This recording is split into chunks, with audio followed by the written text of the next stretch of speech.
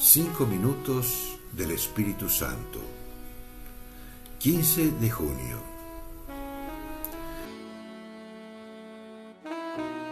El Espíritu Santo está siempre esperando que lo reconozcamos en lo más íntimo de nuestra intimidad.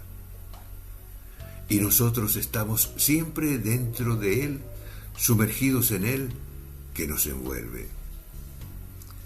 Él nos sostiene y nos lleva dentro de sí permanentemente.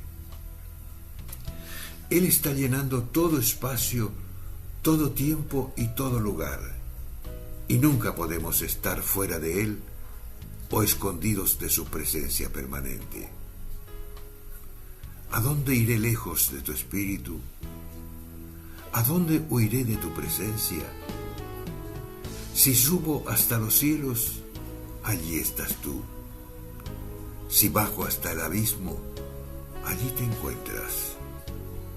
Si tomo las alas de la aurora y voy a parar a los confines del océano, también allí tu mano me conduce, tu brazo me sostiene. Sin embargo, una persona puede reconocer con su mente que el Espíritu Santo está presente, que Dios está allí, pero su corazón no logra comunicarse con ese Dios porque le tiene miedo, o lo rechaza, o por algún motivo desea escapar de él. Entonces, tenemos que hablarle al Espíritu Santo de ese temor y pedirle que lo sane para que podamos arrojarnos con todo nuestro ser, llenos de confianza y gratitud, deseosos y necesitados en su infinito amor.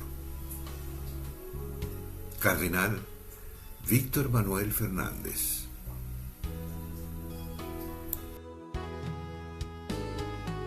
¿Te gustó el video? Danos un like, un dedito hacia arriba, porque te gustó.